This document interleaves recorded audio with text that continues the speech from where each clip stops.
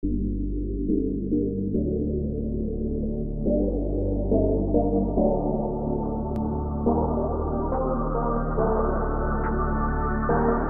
je vais me présenter. François de Rugy, député de Loire-Atlantique et président de l'Assemblée nationale. La défiance vis-à-vis de la politique en général et du Parlement, de l'Assemblée, des députés, cette défiance, elle est grande. Et je la connais malheureusement depuis longtemps. Je suis député depuis un peu plus de 10 ans et j'ai vu monter même une forme d'antiparlementarisme, un éloignement vis-à-vis de la politique de beaucoup de Françaises et de Français, qui s'exprime d'ailleurs par l'abstention, notamment au moment des élections, abstention de plus en plus forte, notamment aux élections législatives, puisque les dernières élections législatives, il y a eu plus d'abstentionnistes que de votants, ce qui n'était jamais arrivé à une élection nationale. Il y a sans doute ce sentiment de déconnexion, l'idée que les députés sont déconnectés des réalités, ou peut-être débattent entre eux, se parlent à eux-mêmes au lieu de s'exprimer au nom des Français et de parler aux Français. Il y a aussi peut-être l'idée qui s'est installée que ça ne servait à rien, que les débats parlementaires et les lois qui étaient votées et les budgets, on n'en voyait pas toujours les effets pour en tout cas tout le monde, et notamment pour celles et ceux qui ont plus de difficultés économiques, sociales, plus de difficultés de logement, les habitants des grands quartiers HLM, notamment dans les banlieues. Ce sentiment, il n'est pas nouveau, mais on n'a pas encore réussi à y répondre positivement.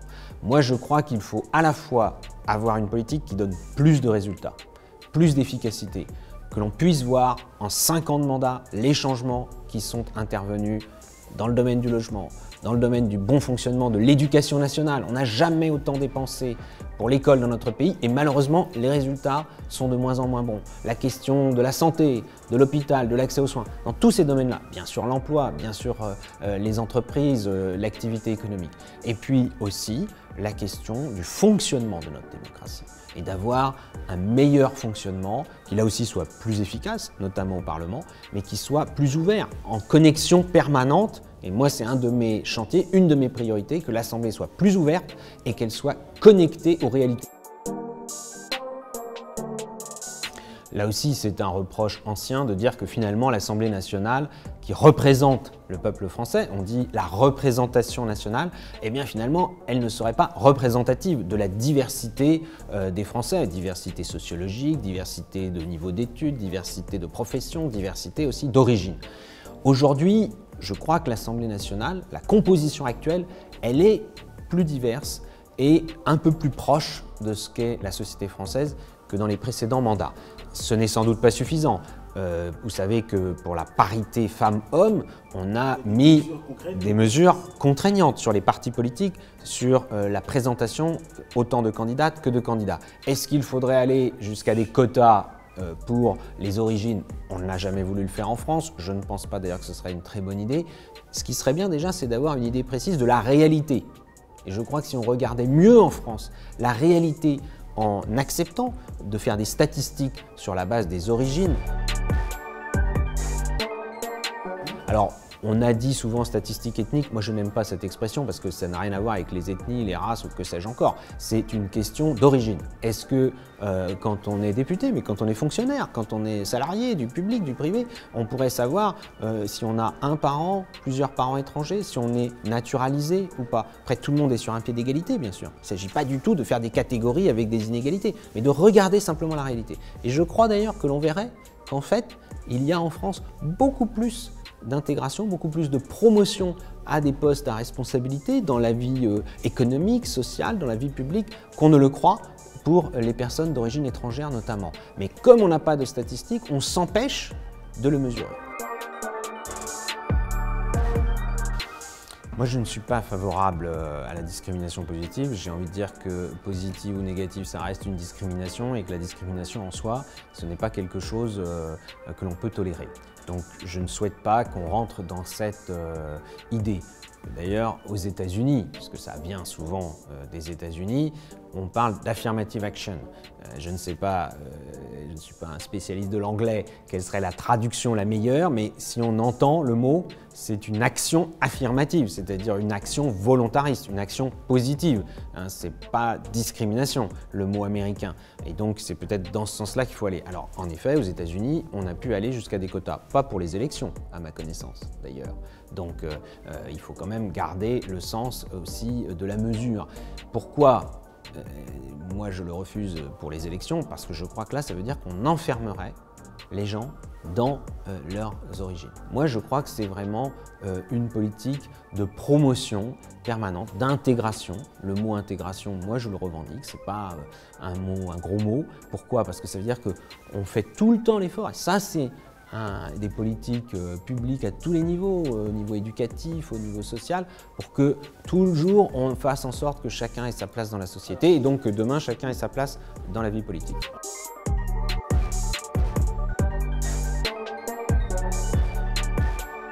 Et il y a beaucoup de confusion. Moi j'ai souhaité, en effet, c'est moi qui ai pris l'initiative de redonner un cadre sur la question des tenues vestimentaires dans l'hémicycle de l'Assemblée nationale. Pourquoi ? J'avais plutôt, moi, plaidé pour la liberté vestimentaire et l'autorégulation par les députés. Notamment, vous savez, à une époque, il y avait l'obligation costume, cravate. Cette obligation a été levée en juillet 2017, après les dernières élections législatives. Pour autant, j'ai constaté que certains n'étaient pas capables de s'en tenir à l'autorégulation et utilisaient, y compris leur tenue vestimentaire, pour faire des provocations et créer des incidents de séance, donc notamment avec un maillot de foot. Et donc, contrairement à ce qui a été dit, ce n'est même pas le fait d'avoir brandi le maillot de foot que nous avons sanctionné, c'est le fait d'être revenu dans l'hémicycle volontairement à la reprise d'une séance pour créer un incident de séance autour de cela. Donc j'ai dit, on va fixer des règles et un cadre. On ne va pas revenir à l'obligation d'une sorte d'uniforme de député, qui existait pour les hommes d'ailleurs et qui n'existait pas pour les femmes, mais on va fixer des garde-fous. Et donc moi j'ai dit, pas d'uniforme ou d'insigne militaire, par exemple. Je ne veux pas qu'un jour, des députés, il y en a qui sont membres de la réserve ou qui sont des militaires de carrière, utilisent un uniforme pour venir plastronner dans l'hémicycle. De la même façon, des t-shirts avec des slogans ou de la publicité pour des marques, et y compris des signes religieux ostensibles. On a repris la même définition que dans la loi de 2004. Plus d'ailleurs pour des questions d'instrumentalisation de ces signes religieux à des fins de provocation politique et d'incidents de séance que pour des questions de laïcité. «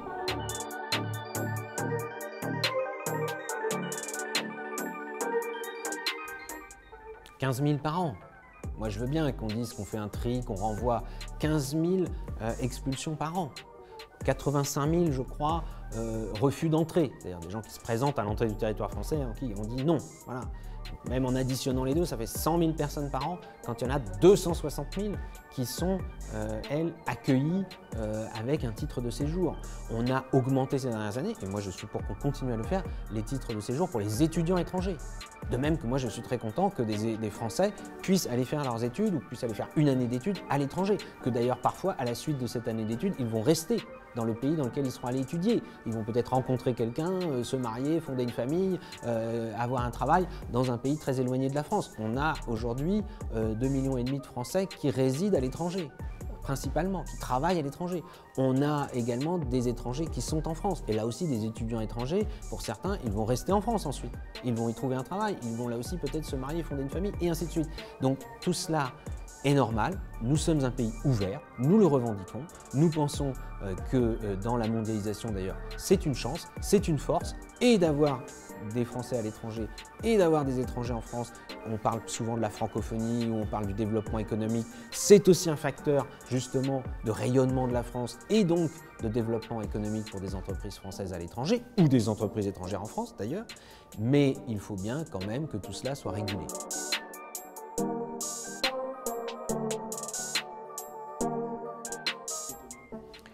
le rapport d'Aurélien Taché, qui est un rapport parlementaire, fait à la demande du gouvernement d'ailleurs. Moi je le salue, ce rapport, et je crois qu'il n'est pas à opposer à la politique générale menée par le gouvernement et notamment par le ministre de l'Intérieur Gérard Collomb en matière d'immigration, de droit d'asile, qui va y compris se traduire par l'adoption d'un texte de loi qui va être débattu à l'Assemblée nationale puis au Sénat. Pour moi, les deux vont ensemble. Après, on verra quelles sont toutes les propositions qui sont prises ou pas, les points d'équilibre qu'il faut trouver. Et ça, c'est le rôle d'ailleurs du Parlement, que d'établir le point d'équilibre entre différentes préoccupations. Préoccupations plutôt d'accueil, par exemple, d'accueil d'étrangers, pas simplement les demandeurs d'asile. Vous savez que l'année dernière, il y a eu 260 000, un peu plus de 260 000 titres de séjour qui ont été accordés à des étrangers. Vous voyez que sur un mandat de 5 ans, ça fait 1 250 000 personnes. Donc ce n'est pas sur des chiffres faibles. Et sur ces 260 000, il y en a environ 1 sur 6 qui étaient demandeurs d'asile. Donc vous n'avez pas que des demandeurs d'asile. Vous avez aussi des étudiants, vous avez aussi du regroupement familial, vous avez aussi des personnes qui viennent pour des raisons économiques. Et vous avez eu 15 000 reconduites à la frontière, c'est-à-dire des personnes qui ont été expulsées de France de façon contraignante, évidemment. Donc, 15 000 expulsions, 260 000 accueils avec un titre de séjour. On ne parle pas de ceux qui rentrent sur le territoire français de façon clandestine. Donc il faut quand même garder le sens de la mesure quand on dit la France a une politique restrictive en matière d'immigration. Ah, je n'avais pas pensé à cela. Avec la petite question surprise, avec qui j'irai le partager? Si c'est une personne vivante, j'irai bien le partager avec vous, puisque d'abord, un, vous m'avez dit que vous aviez des bonnes adresses. Deux, on vient de discuter d'un certain nombre de réalités, mais on en discute ici, à l'Assemblée nationale, dans un bureau de l'Assemblée. Et c'est normal, c'est ici que je travaille comme les députés. Mais moi, je suis toujours très attentif, depuis 10 ans, un peu plus de 10 ans que je suis député, d'être toujours en connexion à l'extérieur, tout le temps. J'allais dire tous les jours, ou en tout cas toutes les semaines, de partager son temps d'ailleurs entre l'Assemblée et l'extérieur. Donc si vous voulez que l'on aille rencontrer à travers des personnes aussi des réalités dont on a parlé là dans une interview, je suis tout prêt à le faire.